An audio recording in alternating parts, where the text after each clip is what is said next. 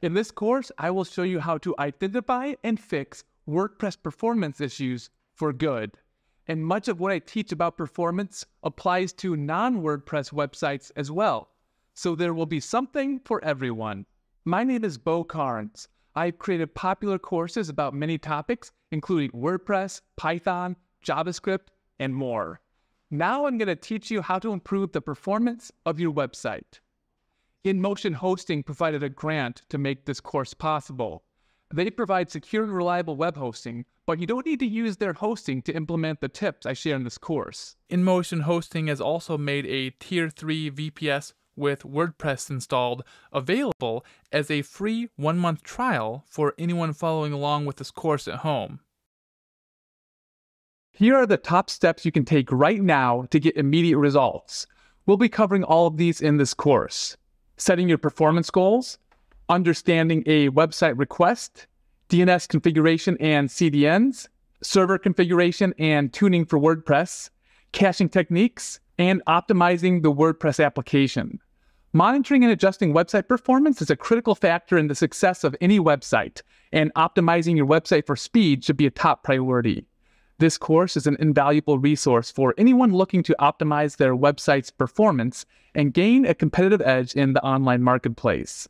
By following the practical advice and best practices outlined in this course, you can improve your website's performance and provide your users with a fast, efficient, and enjoyable online experience. First, let's talk about setting your performance goals. Determining goals for optimizing website speed and performance is critical to achieving desired outcomes. Here are some steps to help you establish clear goals and objectives. Define your purpose. Start by understanding why you want to optimize your site's speed and performance. Is it to enhance user experience, reduce bounce rates, improve conversion rates, or achieve better search engine rankings? Clarifying your purpose will guide your goal-setting process. Analyze current performance. Use tools like Google Lighthouse, Google PageSpeed Insights, Google Search Console, or Web Page Test to evaluate your website's current speed and performance. Identify areas where improvements are needed, such as slow loading times, excessive page weight, or high server response times. These insights will help you prioritize and set specific goals.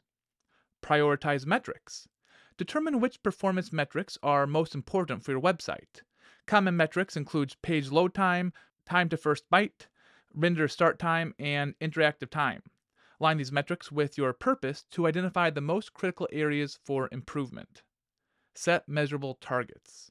Establish specific, measurable, achievable, relevant, and time-bound goals, or SMART goals. For example, set a goal to reduce page load time by 30% within 3 months, or achieve a TTFB of under 20 milliseconds. Clear targets will provide a benchmark for progress and help you stay focused. Consider user expectations. Understand your target audience's expectations and browsing behavior. Different websites may require different levels of optimization based on their user base.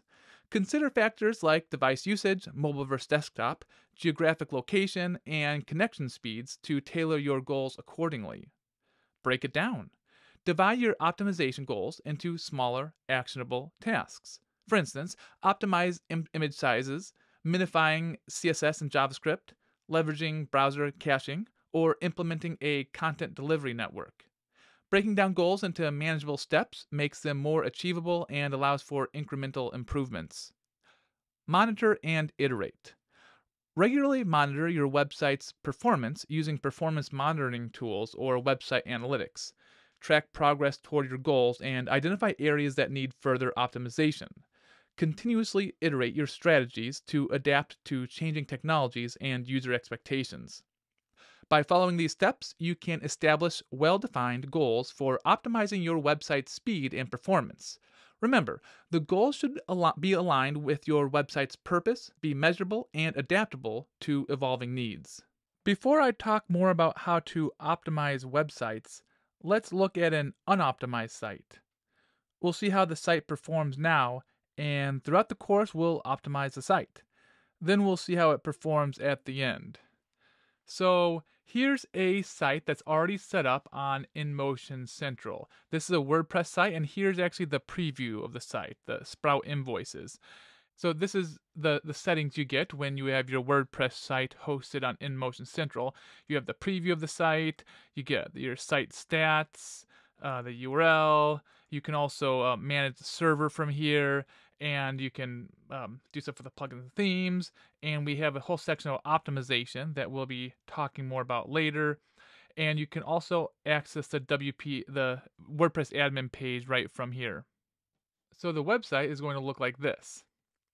And now let's check out the performance. First of all, I've turned off this plugin, so it's not going to have any just normal optimization, and we'll talk more about this plugin later. Now I'm at the PageSpeed Insights website, the pagespeed.web.dev. This is from Google, and it helps you check the performance of your website. So I'm just going to get my URL here and analyze. So if we scroll down, we can see the performance is only in the 47th percentile. Though we do have some better scores in these other areas. 100th percentile accessibility. So if we scroll down even further, we can see what were the bad things. So anything red is something that's a low performance. First contentful paint, largest contentful paint, total blocking time, speed index, and we'll actually be talking about all of these things a little more later. So if you scroll down, we can get more details, and it's showing a lot of things that could be improved. These are all the different opportunities, and it's showing how we can improve the site. And so this is kind of a good starting point for any website. You just go to this PageSpeed Insights, and it will give you some ideas on how to improve the site. Now, throughout the rest of this course, we'll be going through a lot of these things in more detail. The mobile score is a little different than the desktop score because it's emulating a mobile device and the network speeds. So on desktop, the performance is a little better. We're at 79. Still not in the green range, which is what we would want. But that is a little better, but you want to design all of your websites so they have good performance both on desktop and mobile. But again, you can see all these things that you can improve on. Now let's talk about performance testing tools. There are many testing tools available online to gauge your website performance. In this section, we want to get a website to rank better on Google, so we will use Google's tools to achieve our goals. There are also some other pretty awesome optimization tools, such as GTmetrix, Pingdom, and many others. Before we explain how to assess your site prior to optimizing, let's go over a quick outline of how the different pieces are weighted in the Lighthouse tests. The Lighthouse score calculator gives us information at a glance and even allows you to plug in your own scores to understand how your overall page speed score is calculated. Inside Chrome's developer tools or dev tools, you can use the code inspector to get to the open source extension for Google Lighthouse. It's helpful because it runs tests right within your browser, and it generates a report for you on how well the website you are looking at stacks up for both mobile and desktop versions. This test gives you information about performance, accessibility, best practices, and SEO. And here's a tip. When performing a test with DevTools, you want to use an incognito window or a guest account, as browser extensions typically interfere with the test and skew the results. PageSpeed Insights is an online tool that tests your site and then delivers a score for both mobile devices and desktop computers. You'll see a score and a breakdown of the metrics used to determine your site performance. PSI, that's PageSpeed Insights, will also provide a breakdown of the issues causing any slowdowns to the performance of your site. Recommendations are provided on actions you can take to improve performance. PSI uses simulations and real-world data, when available, to provide its scores. The Chrome User Experience Report is also called the Core Web Vitals metric. This is an aggregate of user experience metrics that is compiled from actual users that visit your website over the last 28 days. The data is not comprehensive, however. These users are limited to people that have opted to sync their browser history with Chrome, and the data is made available by PageSpeed Insights. Google's BigQuery project, and Data Studio. While it's helpful information when optimizing your website for speed and performance, it's not representative of everyone's experience with your site.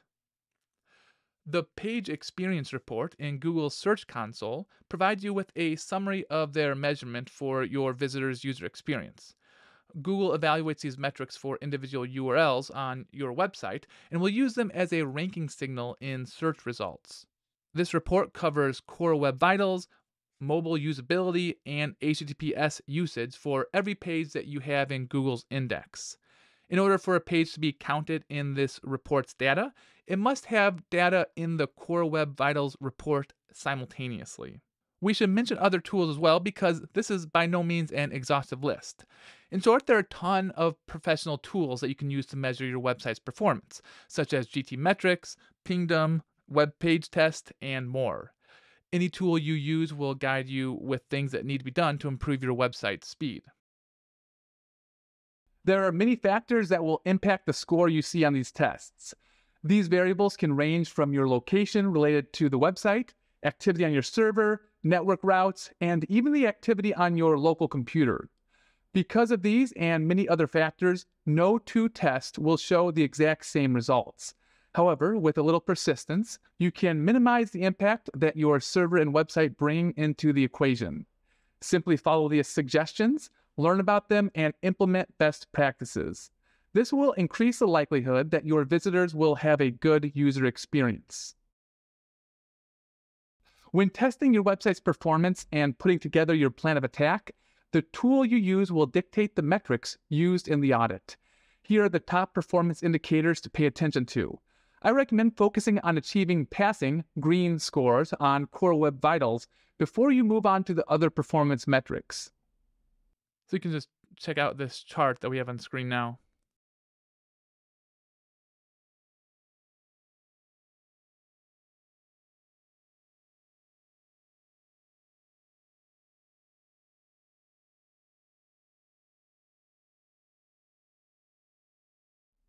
The key to success for your website is to focus on the user experience.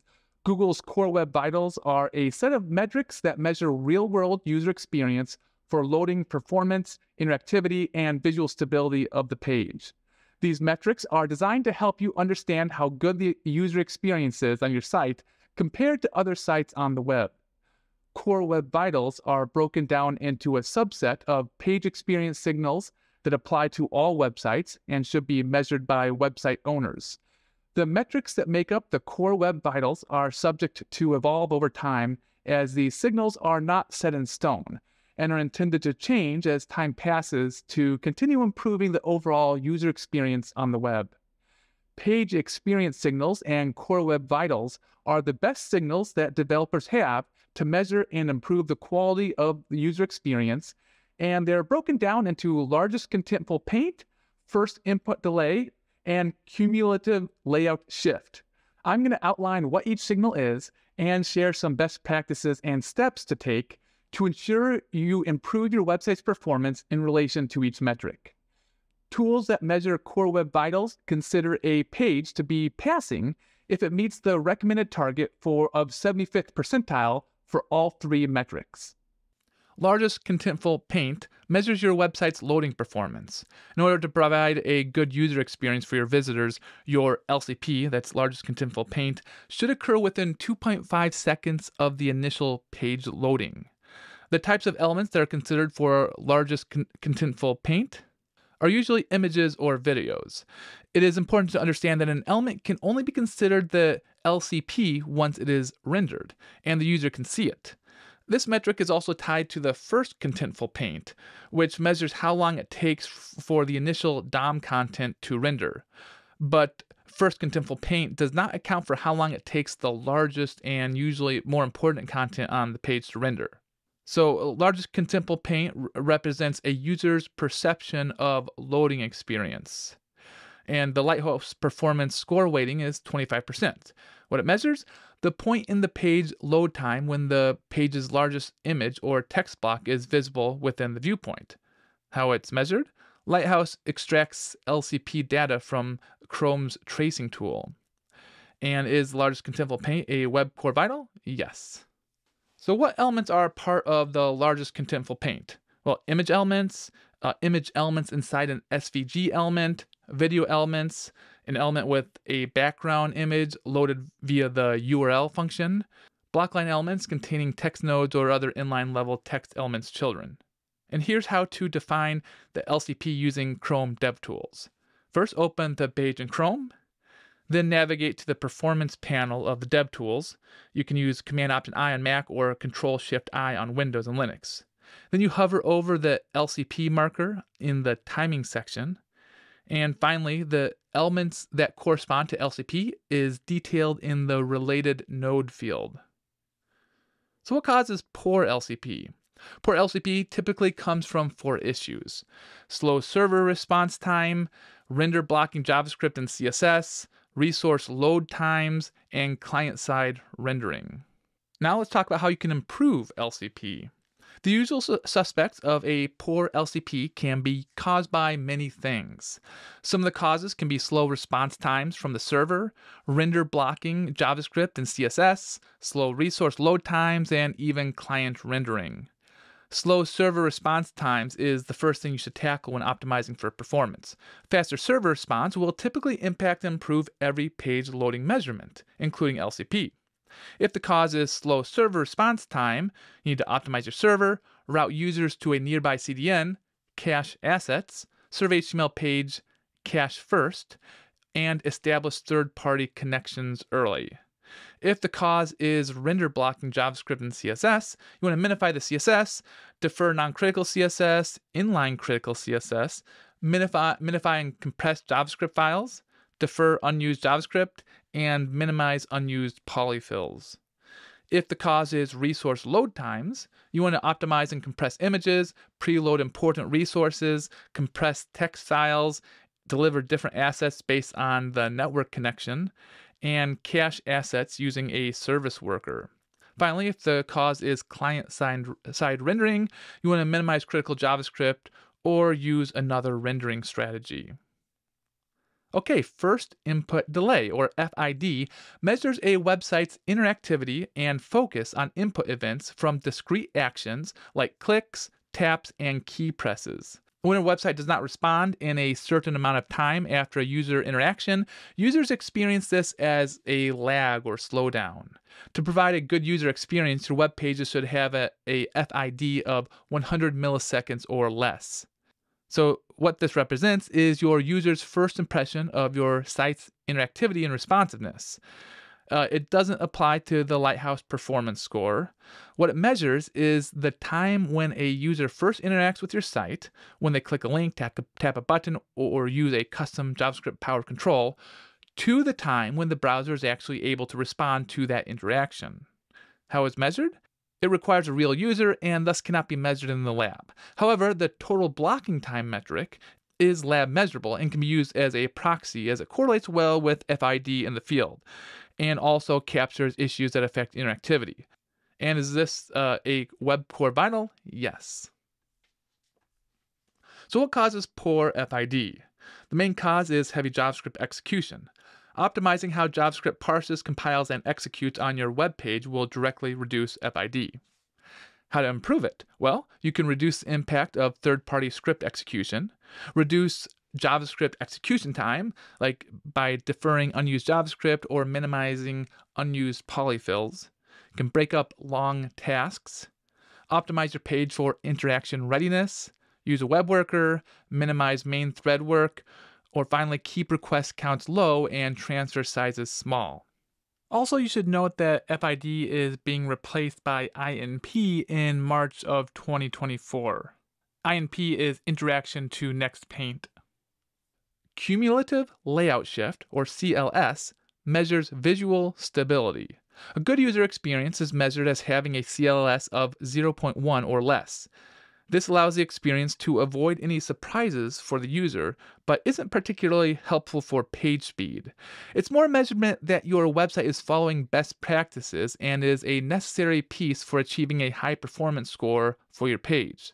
These best practices including following common UX patterns that are optimized for CLS. When your page is loading, you should always be sure to set size attributes or reserve space. Specifically, specify the width or height attributes to create a placeholder for content. This will help ensure your page does not jitter and move for the customer while they're trying to interact with it. Your website should never insert content above existing content unless a user interacts and expects the behavior. And you should always use transformation animations when transforming the layout during said interactions. So, what it represents? The visual stability of a page. Instability is defined as unexpected movement or page content as the user is trying to interact with the page. And it's 15% of the Lighthouse Performance Score weighting. What it measures? It measures the largest burst of layout shift scores for every unexpected layout shift that occurs during the entire lifespan of a page.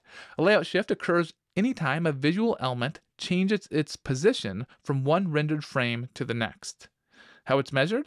To calculate the layout shift score, the browser looks at the viewport size and the movement of unstable elements in the viewport between two rendered frames.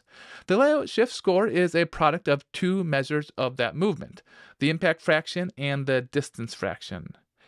And is this a web core value? Yes. So let's look at how to see CLS using Chrome DevTools. Use DevTools to help debug layout shifts by leveraging the Experience pane under the Performance panel. The summary view for a layout shift record includes the cumulative layout shift score as well as a rectangle overlay showing the affected regions. What causes poor layout shifts? Changes to the position of a DOM element. This is often the result of style sheets that are loaded late or overwrite previously declared style, or delays in animation and transition effects. Also, changes to the dimension of a DOM element. This is often the result of images, ads, embeds, and iframes without dimensions. Or insertion of or removal of a DOM element. Another cause is animations that trigger layout. This is often the result of insertion of ads and other third-party embeds, insertion of banners, alerts, and modals, infinite scroll, and other UX patterns that load additional content above existing content. Or finally, another cause is actions waiting for a network response before updating the DOM. And how you can improve it? Always set attributes to images and video elements, or allocate the correct amount of space for that element while it's loading. Also, never insert content above existing content, except during an intentional user interaction. And prefer transform animations to animations of properties that trigger layout changes. Finally, preload fonts using the link rel preload on the key web fonts, and combine link rel preload with font display optional. Another performance opportunity is first contentful paint. This measures the time to render the first piece of the DOM content. It represents the amount of time it takes the browser to render the first piece of DOM content after a user navigates to your page. Images, non-white canvas elements, and SVGs on your page are considered DOM content. This is 10% of the Lighthouse Performance Score. What it measures? This is a user-centric metric for measuring perceived load speed because it marks the first point in the page load timeline where the user can see anything on the screen. How it's measured? The score is a comparison of your page's first contentful paint time and the first contentful paint times for real websites based on data from the HTTP archive. It is not a web core vital. Here's some ways to improve the first contentful paint. Eliminate render blocking resources. Minify CSS. Remove unused CSS. Pre-connect to required origins. Reduce server response times. Avoid multiple page redirects. Preload key requests. Avoid enormous network payloads. Serve static assets with an efficient cache policy. Avoid an excessive DOM size. Minimize critical request depth. Ensure text remains visible during web font load. Keep request counts low and transfer sizes small. Another thing to think about is the speed index, the SI. This represents the average time at which visible parts of the page are displayed. It's 10% of the Lighthouse Performance Score weighting. What it measures? The speed index measures how quickly content is visually displayed during page load. Lighthouse first captures a video of the page loading in the browser and computes the visual progression between frames. How it's measured? The speed index score is a comparison of your page's speed index and the speed indices of real websites based on data from the HTTP archive. It is not a web core vital. Here's some things you can do to improve speed index. Minimize main thread work. Reduce JavaScript execution time. Ensure text remains visible during web font load. Eliminate render blocking resources. Another thing to think about is the total blocking time, or TBT. This represents the total amount of time that a page is blocked from responding to user input, such as mouse clicks, screen taps, or keyboard presses. It's 30% of the Lighthouse performance score weighting. What it measures? This measures the time between first contentful paint and time to interactive. It is the lab equivalent of first input delay, the field data used in the Chrome User Experience Report and Google's Page Experience Ranking Signal. How it's measured? The total time in which the main thread is occupied by tasks taking more than 50 milliseconds to complete. If a task takes 80 milliseconds to run, 30 milliseconds of that time will be counted toward the TBT, the total blocking time. If a task takes 45 milliseconds to run, 0 milliseconds will be added. Is total blocking time a web core vital? Yes. It's the lab data equivalent of first input delay.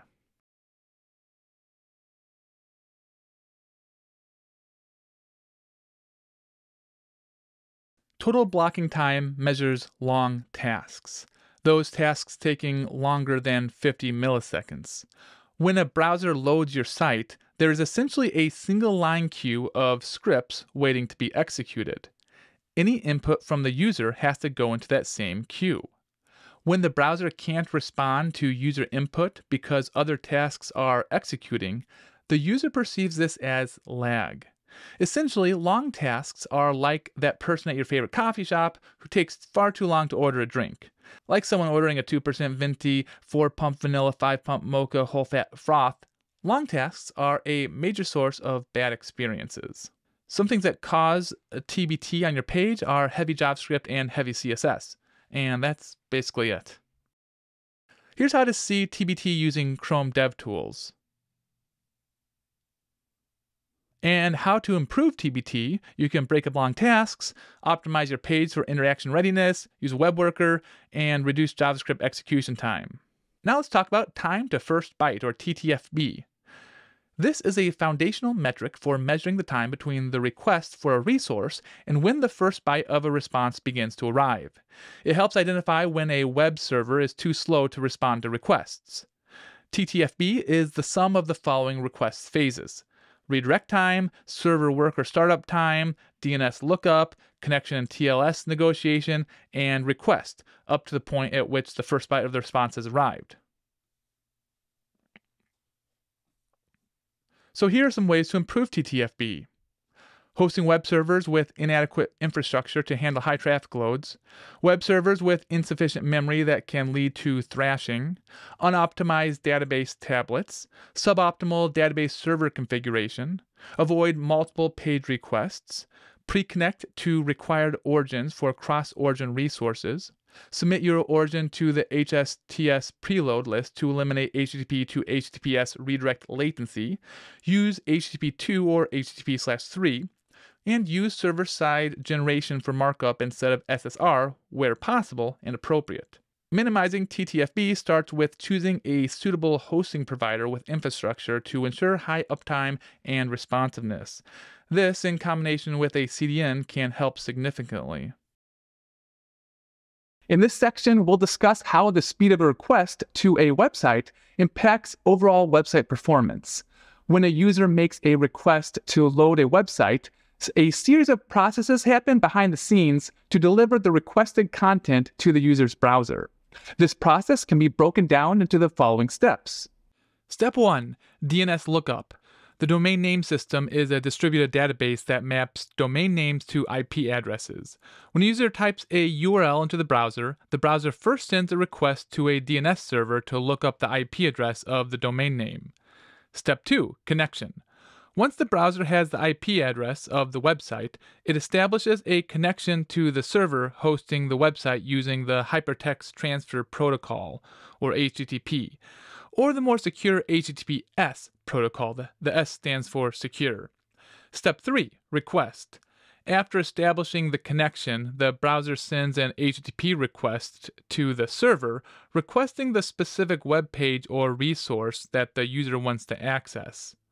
Step 4. Processing. The server receives the request and begins to process it. This may involve executing scripts, querying databases, and retrieving files from the file system. Step 5. Response. Once the server has processed the request, it sends an HTTP response back to the browser. This response includes the requested content, such as the HTML, CSS, and JavaScript, and any images or other resources required to display the website. Step 6. Rendering. The browser receives the response from the server and begins to render the web page. This involves parsing the HTML and rendering the layout, styling the page with CSS, executing JavaScript, and loading any images or other resources required to display the page. Step 7. User interaction. Finally, the user can interact with the web page, clicking on links, filling out forms, and performing other actions. These steps happen very quickly, often in a matter of milliseconds, but any delay or bottleneck in any of these steps can cause the page to load slowly or not at all, leading to a poor user experience. To optimize website performance, it's important to identify and address any performance issues at each stage of the process.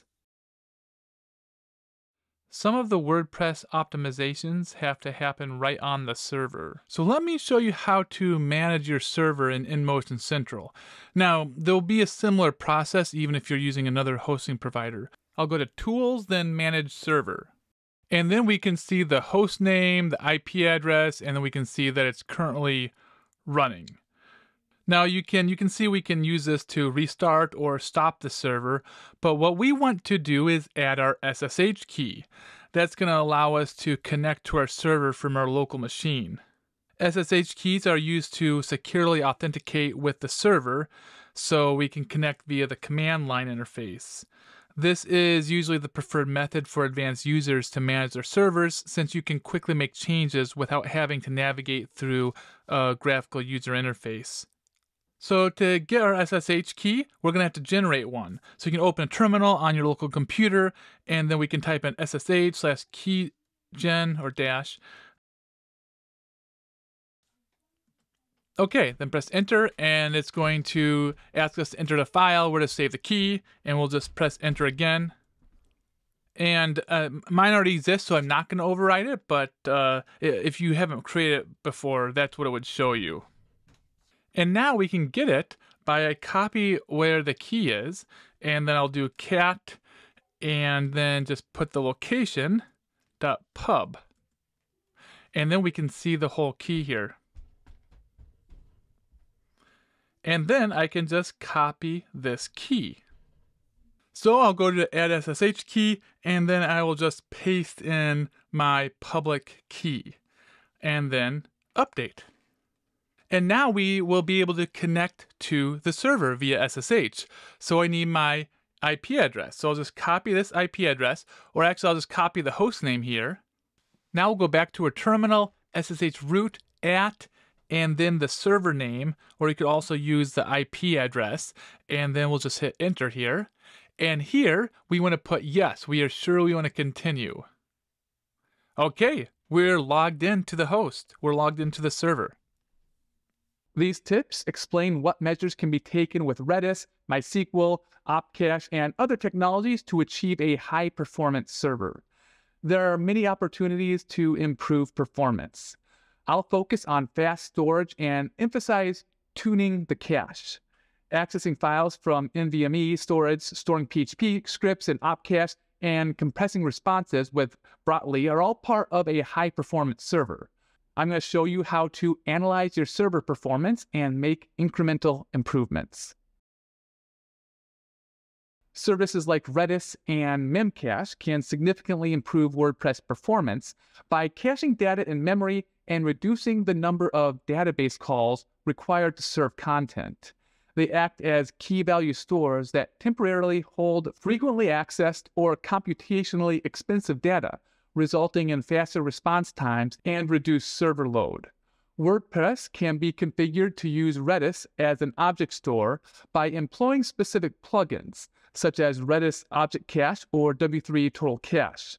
So once Redis is installed and configured, you can check the following items to ensure Redis is optimized and operating at its full capacity. Right now, I'm connected to my server through InMotion, the server that has the WordPress installations installed, and it already has Redis installed. So I can check the Redis memory usage with this command, Redis CLI info memory. And then we get all this information.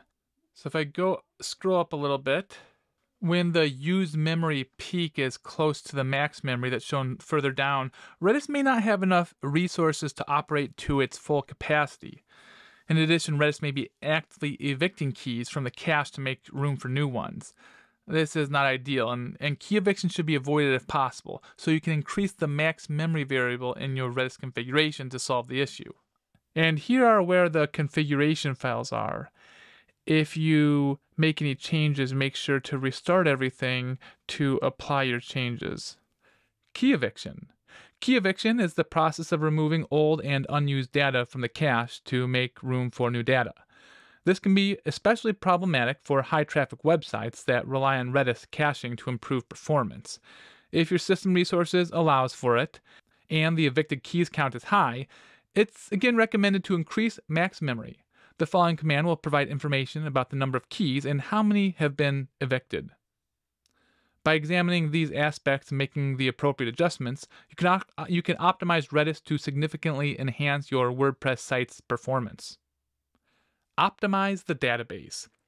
If object caching like Redis is not available for the WordPress site, requests for database content go straight to the database. First, the database checks its cache to serve the results directly, if possible, and stores it for future use. If caching is unavailable or not allowed, the query proceeds to the database. The database combines cached and uncached information, requesting data from the operating system. The speed of retrieving the data depends on available RAM and the storage type, with NVMe being the fastest and HDD being the slowest. Simple queries return data immediately to the PHP call, while complex queries requiring temp tables demand more processing time and can slow down the website or cause server issues under high traffic. Several tuning techniques can improve performance. You can set the buffer pool size. The buffer pool is the area of memory that MariaDB uses to cache data and indexes. It's important to configure the buffer pool size appropriately based on the amount of available memory and the size of the database. The buffer pool size can be controlled using the inodb_buffer_pool_size variable. You can start with 128 or 256 megabytes depending on the total available RAM on your server. Check the hit rate and adjust accordingly to ensure it's working as expected. You can see here where the configuration files are, and always make sure to restart your services to apply any of your changes after you configure this. One way to analyze buffer pool performance is by observing the inodb_buffer_pool_weight_free status variable. If it's decreasing, then you don't have enough buffer pool, or your flushing isn't occurring frequently enough. In this case, you should set the inodb_buffer_pool_size variable higher if your system resources allows for it. You can also enable query cache. Query cache is a feature that stores the results of frequently executed queries in memory, which can significantly improve query performance. It's recommended to enable query cache, but it's important to note that it may not be effective for all workloads. The query cache can be enabled or disabled using the query_cache_type variable.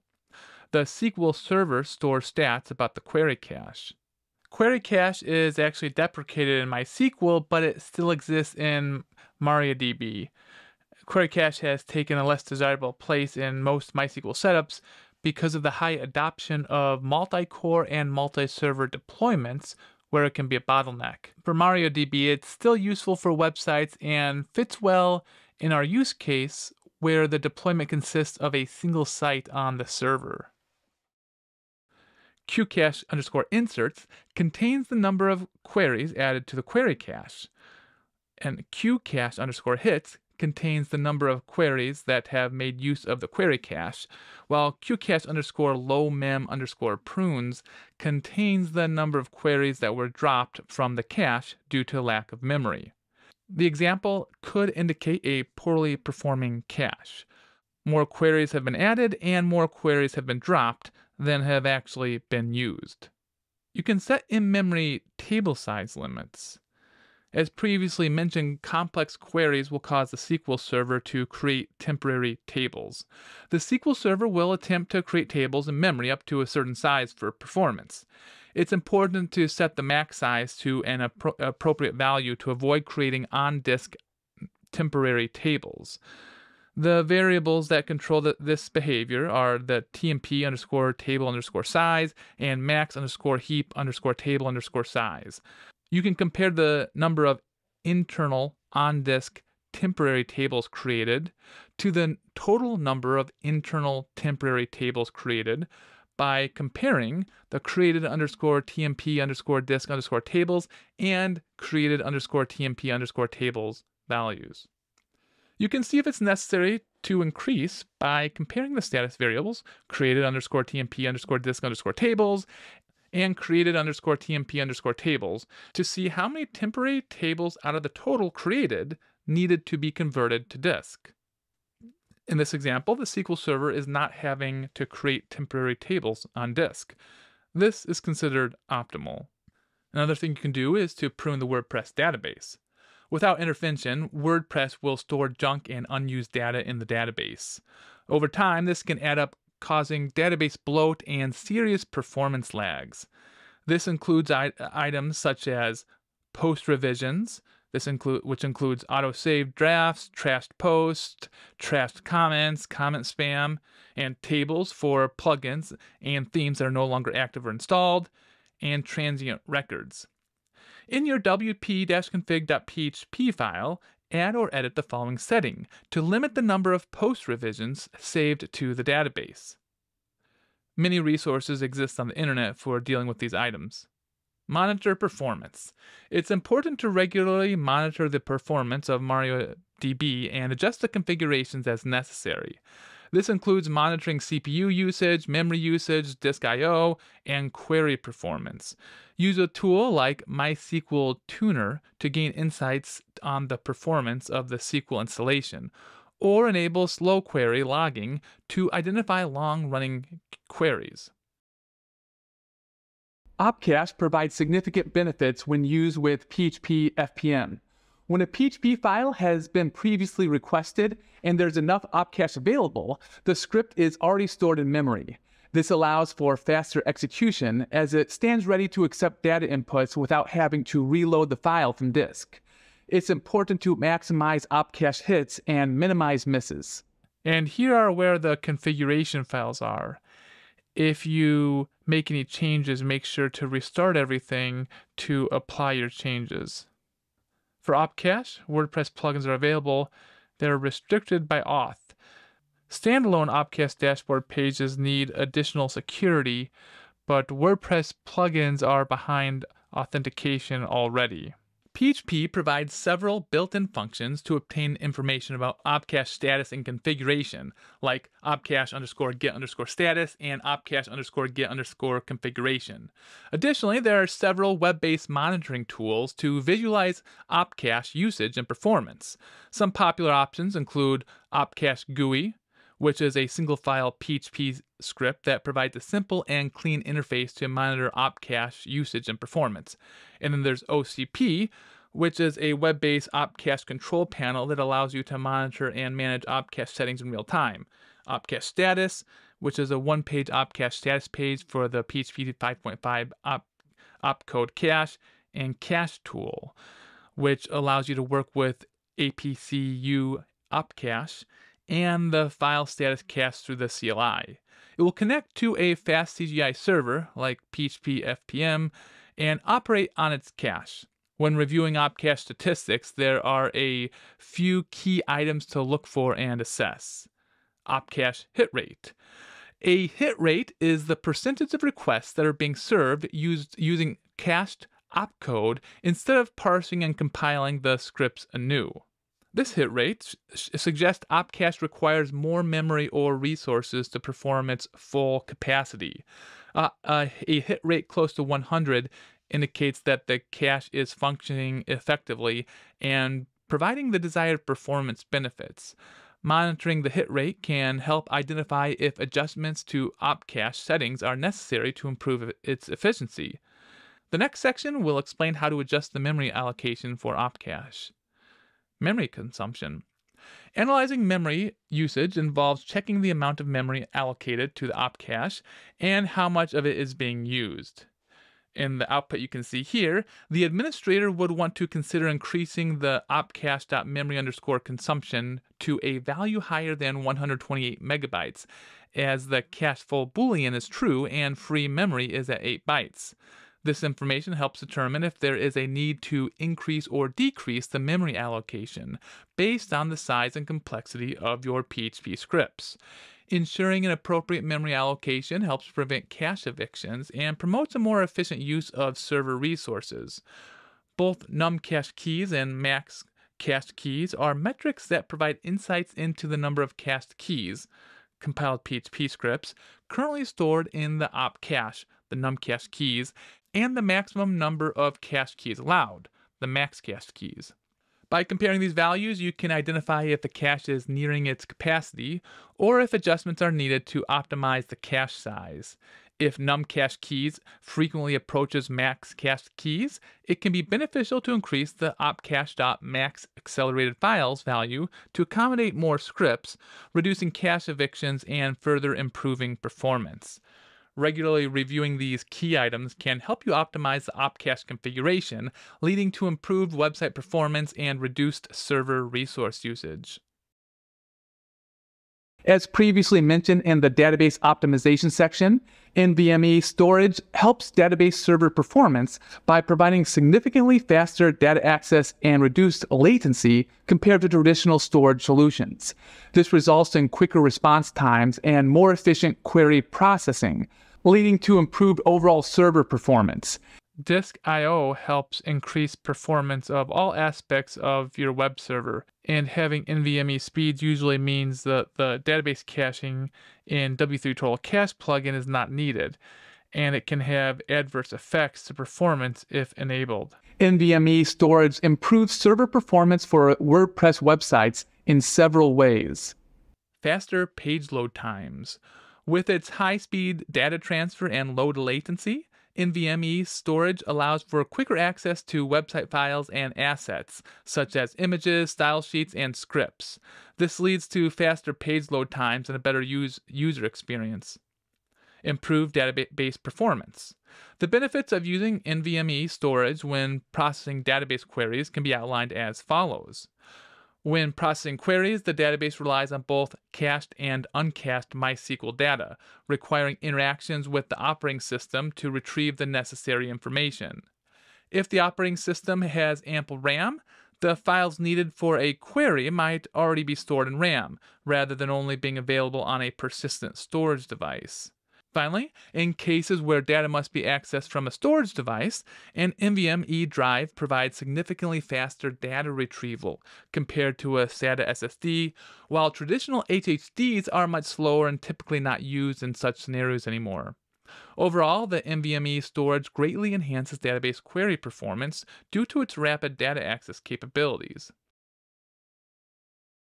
Compressing data server responses with Brotli or gzip can significantly improve website performance by reducing the amount of data transferred over the network. This provides a final stage of optimization on the response being returned from the origin server. On average, gzip compression can reduce the size of web content by 60 to 70%, while Brotli tends to provide even better compression rates, often reducing content size by 70 to 80%. Enabling Brotli compression within Nginx is accomplished through the use of the Brotli Nginx module. The module can be compiled and installed alongside Nginx and loaded dynamically. Analyze a server response for compression. To determine if a request response was compressed with Brotli or gzip compression, you can use Chrome or Firefox developer tools to review the content encoding headers. So you can follow these steps. Open the developer tools in your browser. We'll click on the Network tab in the developer tools. Refresh the web page or initiate the action you want to analyze. This will populate the network panel with a list of requests made by the browser. Then we'll find the request we're interested in, such as the main document request or a specific resource like a CSS or a JavaScript file. We'll click on the request to open the detailed view. In the detailed view, we'll look for the Headers tab. This should be the default tab in both browsers. Scroll down to the Response Headers section. Then we'll check the value of the content encoding header. If this response is compressed with gzip, it will display gzip, and if it's compressed with Brotli, it will display br. If the header is absent or has a different value, the response is not compressed using either of these algorithms. By examining the content encoding header in the developer tools, you can quickly determine if a request response was compressed with Brotli or gzip. Serving requests from the Nginx cache can result in significant performance improvements as it eliminates the need for the request to traverse the entire stack and access the backend services. This can lead to reduced processing times and improved response times, resulting in a better user experience. According to benchmarks, serving requests from the Nginx cache can result in a 90% reduction in response times compared to requests that traverse the entire stack. This is due to the cache mechanism's ability to serve requests directly from memory or disk, reducing the time taken to process the request. Furthermore, serving requests from the Nginx cache can significantly reduce server load and improve scalability. By reducing the number of requests that must be handled by backend services like PHP FPM or MySQL, the server can handle more requests concurrently, leading to improved performance and faster response times. This is essential for a high-traffic website. The UltraStack Nginx configuration adds an X-proxy cache HTTP header to responses and the upstream cache status to Nginx access log entries. The following three techniques explain how to identify whether the page being received is a cache version served by Nginx. We can use curl. We can make a simple GET request to the URL in question and use grep to check the Xproxy cache header. Also, we can use Chrome DevTools. You can use F12 or the other shortcut to bring up the DevTools window, then click the Network tab. Click the box that says Disable Cache, which will bypass Chrome's internal cache, then reload the page to capture all of the network information. Not disabling Chrome's cache will allow you to see 304 not modified responses for static assets, which shows how the client-side cache is working. The following are the possible values for upstream cache status. Miss, the response was not found in the cache and so was fetched from an origin server. The response might then have been cached. Bypass. The response was fetched from the origin server instead of fetched from the cache because the response matched a proxy cache bypass directive. Expired. The entry in the cache has expired. The response contains fresh content from the origin server. Stale. The content is stale because the origin server is not responding correctly, and proxy cache use stale was configured. Updating. The content is stale because the entry is currently being updated in response to a previous request, and proxy cache use stale updating is configured. Revalidated. The proxy cache revalidate directive was enabled and Nginx verified that the current cache content was still valid. Hit. The response contains valid, fresh content direct from the cache. Another technique to explain how to identify whether the page being received is the cache version served by Nginx is using the Nginx access log. You connect to the server using SSH and read the access log with a tail or a cat. The value assigned to UCS or the upstream cache status will be one of the cache statuses we talked about before. Using Central's managed server tools, here's how you would enable Nginx proxy cache on your site. With Nginx proxy cache configured, you may use the UltraStack utilities to determine the cache hit rates for all requests to Nginx. While this is a tool specific to InMotion hosting, the information can be retrieved using the third-party Nginx module VTS. So in summary, using Nginx proxy cache will help drive performance for high-traffic websites. While the exact amount depends on the specific workload of the website, a minimum of 4 gigabytes and 2 vCPU cores is recommended when benchmarking your resource needs on a high-traffic website.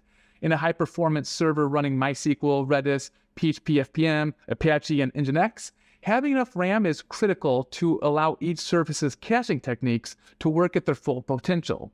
These services use RAM to cache frequently accessed data and reduce the time taken to retrieve it from disk or other storage devices. If the server does not have enough RAM, the caching will not be as effective, leading to longer processing times and slower website performance. For instance, MySQL uses the NODB buffer pool to cache frequently accessed data from the database, and Redis uses memory to store frequently accessed data in key value pairs. PHP-FPM uses opcache to cache PHP scripts, and Nginx uses RAM to cache frequently requested web pages and assets. If the server does not have sufficient RAM, these caching techniques will not be as effective, and the server may resort to swapping data in and out of slower storage devices, leading to a slower response times and reduced server capacity.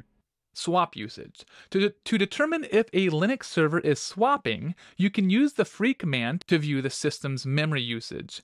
If the swap value is greater than 0, it indicates that the server is currently using swap space to store data in memory.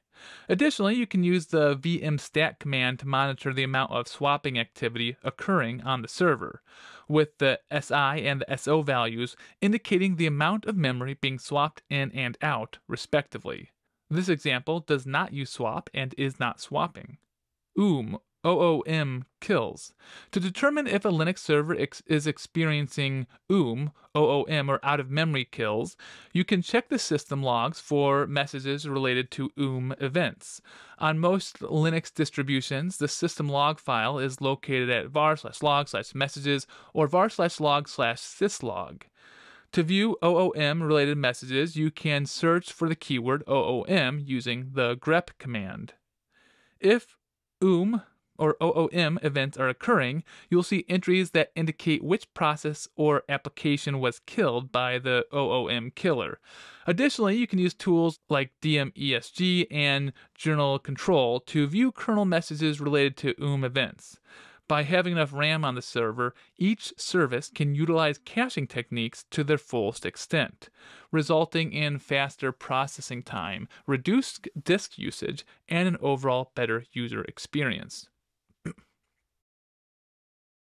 There's a plugin that's super helpful when it comes to optimizing WordPress sites.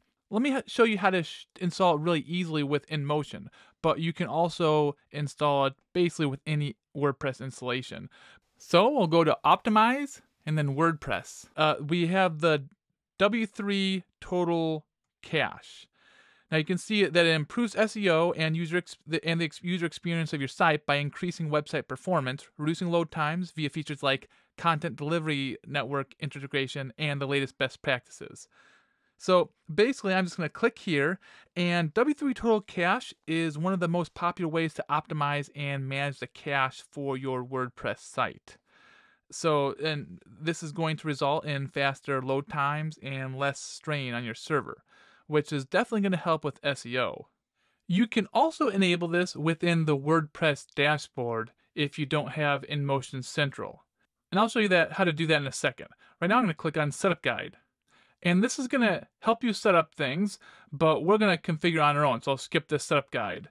So before we do that, I'm going to show you how you would install this with just WordPress if you don't have the InMotion settings. So we just go to Plugins and then Add New. And then you just search for W3 Total Cache. So here is where you would install it and activate it, but we already have installed and activated. So I'm going to go back to this Performance tab here. That's the W3 Total Cache tab. And before I go through setting it up, let me just give you a little more context. So by default, WordPress is a dynamic CMS. That means for every visitor request that WordPress has to process, it must first connect to the database to see if the requested page even exists.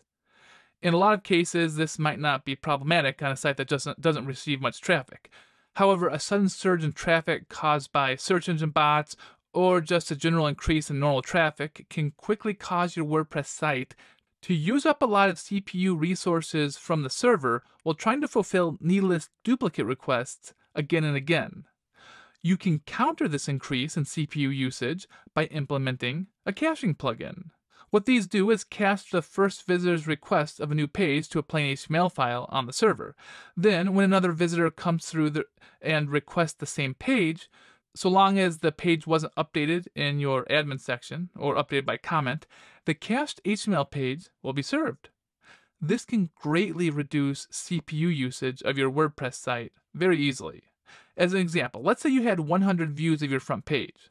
Without caching, that would require the same database query to have to run 100 times, and every time it's just getting back the exact same data anyway. With the caching plugin, only the first user would have the database query run to generate the cached HTML file. Then the next 99 visitors would get that cached HTML served to them right away, without having to wait for any database activity to complete. This is basically always a win-win, because your visitors don't have to wait as long for your pages to load, and you're reducing the impact of WordPress's requests on the server's performance. Now, I do want to note that database caching is not recommended for shared hosting, as the process is dependent on the disk speed of the server. So due to the nature of shared system resources, disk speed may be limited, and so database caching may adversely affect the performance of the site. Really, what you want to do is experiment with different caching techniques to see which one works best for your site.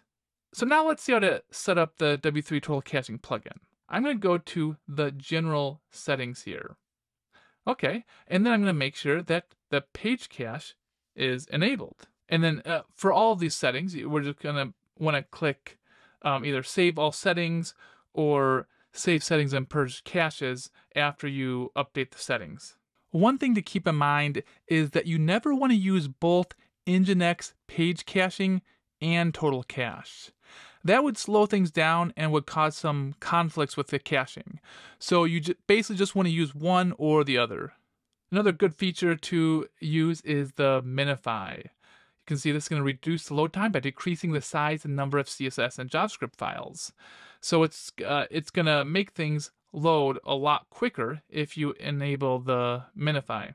If you are enabling minify, you're going to want to make sure to check your WordPress site to make sure the site looks normal. If you see problems, then you can disable the minification. And this is where you can use opcache to validate timestamps, so it will request the cache with the latest version. And then you see the database cache. It caches the database objects, and this decreases the response time of the site, so it doesn't have to load from the database every time. We have it disabled because it's best if object caching is not possible, but in our case, we're going to use object caching. Then you also have the browser cache, and you can enable or disable a CDN. And when you're choosing a CDN, you're going to have to choose basically the CDN provider, which CDN you're going to use. I'm actually going to disable this because for a CDN, you're going to have to sign up for a CDN account. And make sure not to click the CDN button if you don't have a CDN. That could actually mess some things up for your site. Okay, I'm going to save this. And then we'll go over to the Page Cache tab. So we're going to just check the settings on this page. We want to make sure we cache the front page, cache the feed, cache the SSL. We don't want to cache the URIs. We want to cache the 404. Don't cache page for logged in users. Don't cache page for the following user role, just the administrator role. So we're just going to use all these default settings, and this is just going to make sure we cache the page we want to cache and don't cache the pages we don't want to cache. So I'll just save settings and purge caches. So now I'm going to go to the website. I'll just go to visit site here. And I will go to view page source. And then if I go all the way down to the bottom, I should see something. Yep, performance optimized by W3 total cache. So now I know that it's working correctly and it's installed correctly. So I'm back over on the total cache setting page, and I want to talk about cleaning your WordPress cache. This is something you may need to do from time to time when using a caching plugin to speed up WordPress. If you make changes to your WordPress site and don't see the changes when visiting the updated page, you may need to clear your cache. This is because the caching plugin could still be showing the cached version of your page. So to force WordPress to show your most recent changes right away, you can delete the cache. So basically just go to the main settings page, and then we can click empty all caches, just like that. All caches successfully emptied. Now let's talk about browser caching and some implementation techniques. E-tags. The e-tag HTTP response header is one that web servers and browsers use to determine whether a resource in the browser's local cache matches the one in the origin server. When a user revisits the site, one of two things happen. It displays content to the user in the browser if it's within the allowable cache refresh time, the time to live. If content is out of its cache time, TTL expired, then if it has an e-tag, then it will need to send an e-tag to the resolved URL to see if it needs to refresh. Then if it gets the matching e-tag, then it will keep the content it has, no new downloading of content, and set the existing content's TTL into the future, which makes it a viable cached content for the TTL. And if it gets a different e-tag, then it will trigger a fresh download of the new content. If it does not have an e-tag, then it will send a request out to get the potentially new content, and it will download that content regardless of whether it really is new or not. It's important to note that the e-tag request and response is much smaller than a download of content. As most websites do not change between TTLs, the TTLs need to be low just in case the site does change. Therefore, the e-tag process is much more efficient than TTLs by themselves. So how do you check if your server response is using e-tags? Well, you open the developer tools in your browser using the shortcut key, or you can right-click on the web page and click Inspect. Then click on the Network tab in the developer tools. Next, refresh the web page or initiate the action you want to analyze. This will populate the network panel with a list of requests made by the browser. Next, locate a specific resource like a CSS or JavaScript file. Click on the request to open the detailed view. In the detailed view, look for the Headers tab. Then scroll down to the Response Headers section for the selected file and check for the presence of an e-tag. How to configure e-tags in W3 Total Cache. In your WordPress admin dashboard, navigate to Performance, Browser Cache. We'll scroll down to the General section. Check the box next to the Set Entity Tag, e-tag setting. On the same page, using the same method, you can also enable or disable e-tags for specific files types, including CSS and JS, HTML and XML, media, and other files.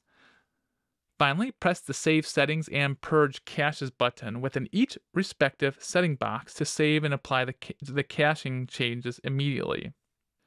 Time to live. The time to live value is the time that an object is stored in a caching system before it's deleted or refreshed. In the context of CDNs, TTL typically refers to the content caching, which is the process of storing a copy of your website resources on CDN proxies to improve page load speed and reduce origin server bandwidth consumption.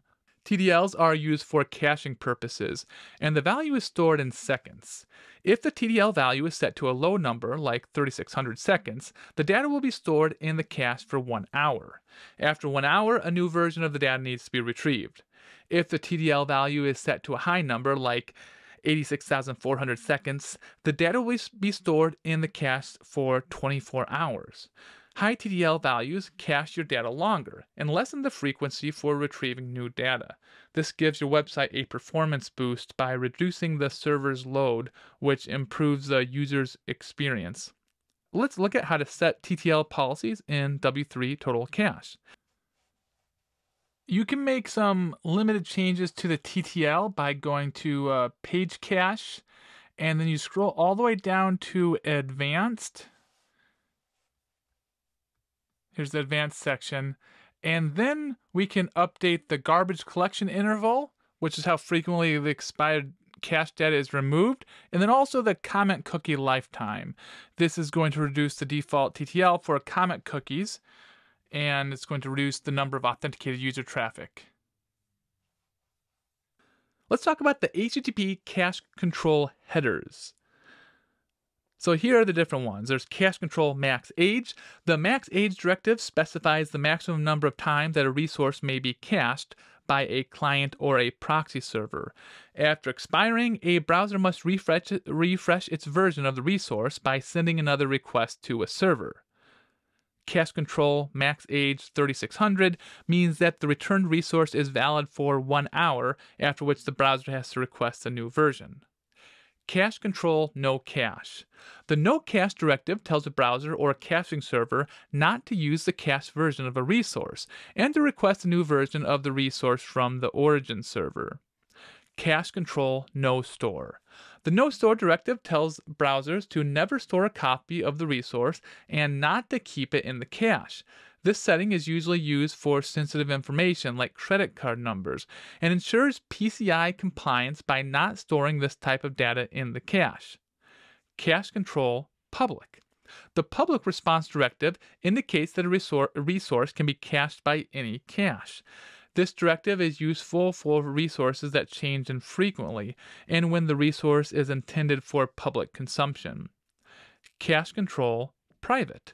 The private response directive indicates that a resource is user-specific. It can still be cached, but only on a client device.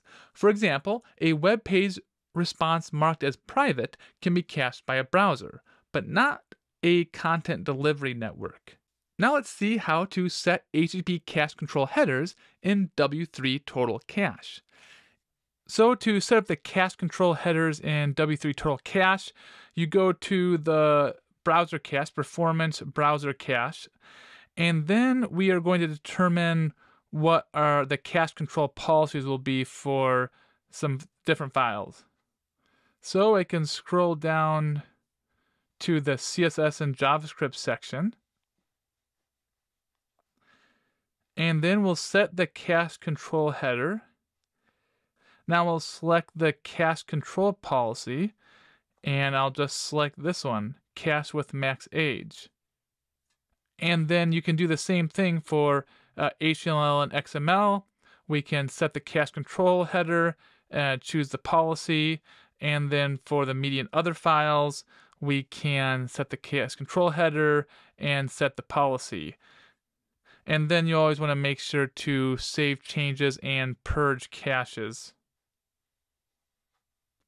Cache busting. Cache busting is a technique used to force a browser or caching service to retrieve a new version of a resource rather than using the cached version. One way to do this is by using query parameters, such as a timestamp or a version number in the URL of the resource. For example, instead of requesting a resource at the URL example.com/styles.css, a cache busting URL would look like example.com/styles.css, and then you get the version 1234, where v equals 1234 is the query parameter. This query parameter can be a timestamp or a version number, and it will be ignored by the server, but it will force the browser or caching server to treat the request as a new request, rather than using the cached version of the resource. This technique is often used for static resources like styleship scripts or images that are intended to be cached, but they may not be needed to be updated frequently. By appending a query parameter to the URL, a new version of the resource will be retrieved each time the query parameter changes. This technique is commonly used to ensure that the client gets the latest version of the resources after they're updated on the server side. To enable cache busting in WCTurtle Cache, we'll go to the Performance and the Browser Cache section, and then we just have to go to Prevent Caching of Objects after Settings Change. This will add a random string at the end of static asset URLs.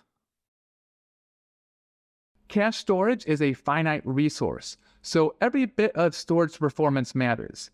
Caching at proxy servers is one of the ways to reduce the response time perceived by web users. You have to choose between ease of use versus complicated configurations versus your needs. You have to look at the CDN level edge caching, the server Nginx proxy cache, the WordPress plugins application level caching. What do you have now? What's your budget? CDNs can be expensive. Where's your audience in relation to your server?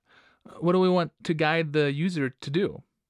Cache replacement algorithms play a central role in reducing response times by selecting specific websites' assets for caching, so that a given performance metric is maximized. They do this by deciding which objects can stay and which objects should be evicted the next time the website is accessed. The different policies are least recently used. This replaces the cache line that has been in the cache the longest with no references to it. And then first in, first out replaces the cache line that has been in the cache the longest. Least frequently used replaces the cache line that has experienced the fewest references. Or random. Pick a line at random from the candidate lines. Page caching refers to caching the content of a whole page on the server side. Later, when the same page is requested again, its content will be served from the cache instead of regenerating it from scratch. A page from a WordPress website contains dynamic content, PHP scripts, JavaScript, and SQL queries. Executing this dynamic content is very resource heavy and takes a lot of time. Page caching allows for forming a part of the website into static HTML. With page cache enabled, website content displays faster for a visitor with less load on the server. It's one of the most efficient ways to improve your website performance.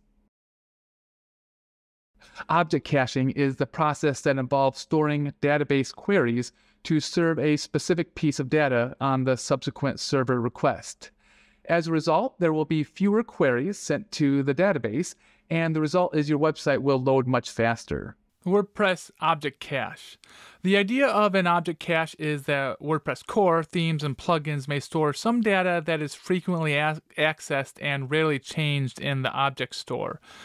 This is so these objects will not have to be retrieved and processed on each request. WP Object Cache is WordPress's class for caching data, and by default, the object cache is non-persistent. This means that data stored in the cache resides in memory only, and only for the duration of the request. Cached data will not be stored persistently across page loads unless you install a persistent caching plugin. Ultimately, object caching will reduce the total number of database queries required for each page load. When the CPU does not have to rebuild these blocks of data, your response time will decrease. Once the server and database have been tuned for performance, the next step is to ensure the application is optimized for performance. This can be done by leveraging techniques designed to deliver assets much more efficiently, or removing any unnecessary data from them, resulting in faster transfers. The following are some of the most effective techniques you can use when it comes to optimizing your WordPress site for speed. But it's not an exhaustive list. When focusing on page and website performance, there are some essential tasks you can complete to help you achieve the performance results you're looking for.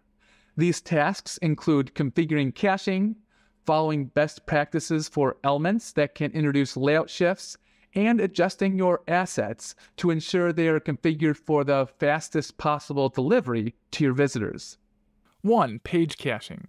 WordPress is a dynamic program by default, so the easiest way to speed things up is to create a static version of your website pages and use redirects to serve those cached files instead of calculating the result again with PHP and MySQL.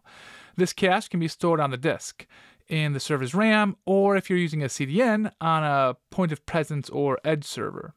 If you're storing the page cache on the web server, then it's recommended to use disk enhanced storage, so the web server redirects can serve the cache prior to the request reaching PHP, essentially making the site load faster by using these static files instead of recreating them with queries and calculations.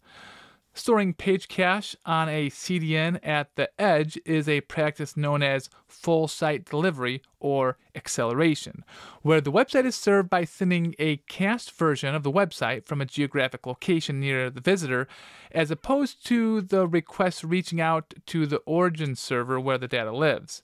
This removes location-introduced latency from the equation, making websites much faster for all of your visitors. 2. Object caching with Redis. By default, the object cache in WordPress is not persistent. This means that data stored in the cache resides in memory for the duration of the request and is often removed after the response is delivered. To store these cached objects for reuse, you can use a plugin that connects the WordPress cache to Redis, a RAM-based service that is used for persistent object storage. W3 Total Cache will allow you to use object caching with Redis. Redis stores the data as keys in the web server's memory, which allows for retrieval of the data to happen much faster than the WordPress method, which caches those objects to the options table in the database by default. 3. Leveraging common UX patterns. When adding elements such as fonts, carousels, banners to your website, you want to ensure that you are following best practices. These types of elements can have a negative impact on core web vitals if not implemented correctly. A great example of this is not explicitly setting proper placeholders or dimensions for images, videos, iframes, or other similar embedded content throughout your page. When the content is loaded, this can cause layout shift, and Core Web Vitals has very specific metrics, as a moving page can create a bad user experience for your visitor. Loading custom fonts on your website is another example where things can go wrong. Adding them incorrectly can delay the text rendering or even cause layout shifts. Typically, your browser would delay displaying text until the font is loaded, which can also impact your FCP or LCP. If the text does load prior to your web font and they are different sizes, layout shifts will occur and directly impact your CLS score. 4. Minification. When developing a website, most programmers tend to use spacing and comments to make code readable for both themselves and others. Minification is a technique used to reduce load times on a website by removing unnecessary characters and comments from the code for faster delivery and rendering. This technique can be used on HTML, CSS, and JavaScript files and can dramatically improve your site's performance. To minify your assets with W3 Total Cache, you'll need to enable it in General Settings. There's an automatic mode which attempts to handle the heavy lifting for you, but if you have issues with it, you'll need to enable manual mode and add the assets you wish to be minified yourself under the Minify page. There is a help wizard for setting up Minify, which you can use to specify the template to use when loading the asset. 5. Concatenation. The term concatenation refers to the action of linking things together in a series. In the context of a website performance, this means combining multiple CSS and JavaScript files into a few files to deliver the assets the browser needs faster with less requests. In W3 Total Cache, concatenating files is an option in General Settings under Minify. Checking the box will allow you to combine the asset files into one of 3 different files in the DOM. One in the head, one in the body, or one at the footer before closing the document. 6. Eliminate render blocking resources. Render blocking resources is essentially code in your website files, usually CSS and JavaScript, that prevents a web page from loading quickly. To ensure your site loads as efficiently as possible, you can specify attributes that tell the browser how to download the code in relation to the other site assets. When concatenating and minifying files using W3 Total Cache, you'll also have the option of embedding them before the close of the document's head tag or after the body tag. To improve performance, you have the option of setting rel attributes for the assets, such as async or defer, which will tell the browser when and how to load the file. The Minify wizard in Total Cache will allow you to specify which JS and CSS files load by template, allowing you to have fine-tuned control over which assets load when and where. 7. Pre-connect and prefetch DNS hints. If your site is using multiple third-party scripts, the location those scripts are hosted on will be considered a cross-origin domain. That third-party domain will need to be resolved to an IP address for the browser to download the file and complete the request. The time it takes for this DNS resolution to take place can introduce latency into the page load, and using pre-connect and prefetch will instruct the browser to handle this prior to fetching the asset. This can help remove the latency introduced by resolving a large number of DNS requests for assets in the background. Using DNS prefetch and pre-connect links will help your page load faster by performing these operations for later use. The DNS prefetch will do a DNS lookup, while pre-connect will establish the connection to the server. This connection established will also include a TLS handshake if served over HTTPS. The pre-connect hint should be used sparingly and only for the most critical assets being used in the viewport during the initial page load. For non-critical assets, using only the DNS prefetch hint is recommended. 8. Image optimization. Image optimization refers to the practice of a website delivering the highest quality image with the right format, resolution, and dimensions for the device and viewport accessing them. This is done with the intent of keeping the file size as small as possible. There are several layers when dealing with optimizing your images, including removing metadata, converting to a different format, resizing, and lazy loading. One of the ways to reduce an image's file size is to remove any metadata attached to the file. This data can include information about the camera used to take the picture, GPS coordinates, the file's owners, comments, a thumbnail, and more. There are several types of metadata that can be added to the images, including EXIF, IPTC, XMP. Removing this data will help to decrease the file size of the image. An added benefit is that removing metadata keeps these details from being publicly shared. WebP is a compression format for images developed by Google. When optimizing your images for speed, using WebP is the recommended format for websites. Most modern browsers now support the WebP image format. There are many WordPress plugins that offer this type of image conversion, and most even assist with redirects to automate the process and a fallback option in case the browser does not support the WebP format. W3 Total Cache has a service for conversion of images and redirects under Media Library when Image Service extension is activated. Dynamic image resizing. When different devices are used to access your web page, the image size needed will vary depending on the visitor's viewport. Dynamic image sizes can be used to make each of these devices load the image with a size tailored specifically to the viewport where the site is being rendered. A great example of this would be the hero image on your website. While a desktop would likely need the full-size version of the image, the narrow viewport of a mobile device may only need an image that is 20% of that size. Providing the browser with the smaller size would reduce the time it needs to download the file and display it. There are many WordPress plugins and CDN providers that offer dynamic resizing for images. The solution you choose could be based on your audience. If your visitors are mostly local and your traffic is not high volume, a CDN's cost for this service may outweigh the benefits to you, so using a WordPress plugin may be your best option. 9. Lazy loading images and other embeds. Lazy loading is the practice of identifying non-critical assets and ensuring they only load later as needed to render the page in the browser. In the context of images, lazy loading is usually based on a user interaction such as scrolling, and loads images needed as the user gets near them. Lazy loading allows the first render to happen faster, as it instructs the browser to only load the critical resources needed to display what is being rendered in the viewport. Then, as you scroll, the application can detect when resources are needed and initialize the download. W3 Total Cache offers lazy loading for images. Finally, using image facades for interactive elements. One of the biggest issues authors run across is having multiple video embeds from providers such as YouTube or Vimeo.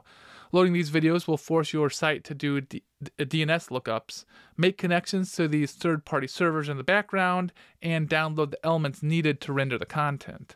Providing an image that is served from your site's domain as an interaction point to trigger loading these types of content embeds can save you precious time rendering your web page. It also saves the user from downloading JavaScript and CSS for an element they're not going to use, as the video does not render unless the user specifically clicks on the image anchor link to trigger it. This is also true for other interactive elements, such as chat embeds or other interactive elements that are not hosted on your server and are being served to your visitor from a remote service. Okay, now that we've done some optimization to our WordPress page, let's enter the WordPress URL on the PageSpeed Insight and analyze it again.